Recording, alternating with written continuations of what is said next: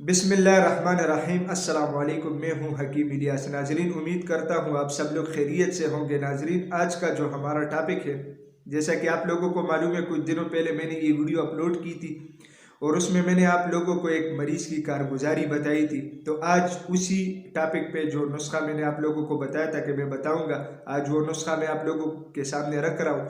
जिन्होंने ये वीडियो देखी है वो पहले वाली, तो उनको तो पता है आज की वीडियो का, तो वो इंतज़ार कर रहे हैं।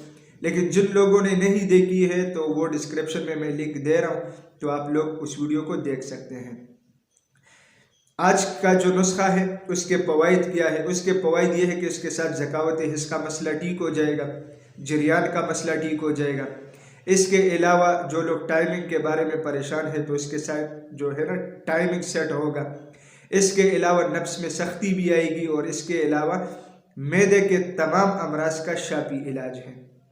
तो आप लोगों का ज़्यादा टाइम नहीं ले रहा हूँ, आता हूँ नुस्खे की तरफ। उसमें है सिंगाड़ा, सतावर, मूसली सफ़ेद, बीचबंद, खशखाश, इसके अलावा समंदर सूप, मस्तगी रूमी और ताल मकाना। स्क्रीन पे भी आप लोगों को नज़र आ रहा है।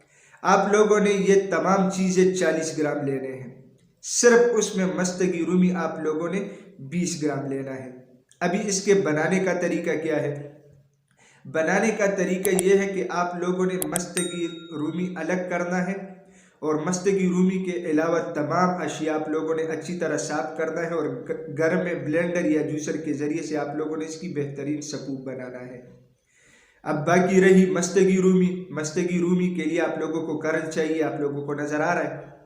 तो इस करल में आप लोगों ने मस्तगी रूमी डालना है और हल्के हाथ से आप लोगों ने अच्छी तरह करल करना है, वक्फे के साथ। कम से कम उसकी जितनी भी अच्छी करल हो जाएगी उसका इतना असर बेहतरीन रहेगा।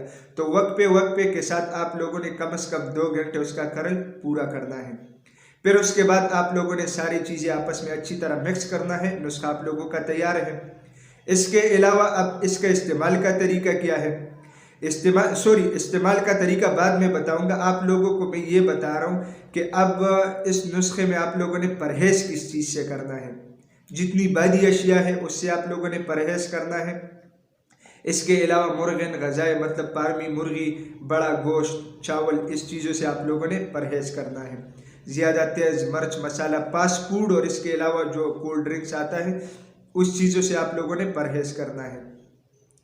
अच्छा, इसके बाद आप लोगों ने करना क्या है कि अब इसका इस्तेमाल हम कैसे करेंगे। और सॉरी, एक नोट करने वाली बात बता दूं, यह नुस्खा ब्लड प्रेशर के मरीज़ भी यूज़ कर सकते हैं, शुगर के मरीज़ भी यूज़ कर सकते हैं इस नुस्खे के दौरान, क्योंकि ये नुस्खा आप लोगों ने कम से कम 40 दिन यूज़ करना है। 40 दिन जिन लोगों की शादी नहीं हुई उनको तो एडवांटेज है, वो तो वक्फा कर सकता है, मतलब बेड एक्टिविटीज़ छोड़ दे। जिन लोगों की शादी हो चुकी है तो इस नुस्खा के इस्तेमाल के दौरान आप लोगों ने जमा से परहेज करना है। मतलब अगर शहवत बहुत ज़्यादा बढ़ रही हो तो 1-2 दफ़ा कोई मसला नहीं है, लेकिन नुस्खे के दौरान बेहतर तरीका ये है कि आप लोग मतलब जमा से परहेज करें, तो आप लोगों को इसका बेहतरीन रिजल्ट मिलेगा।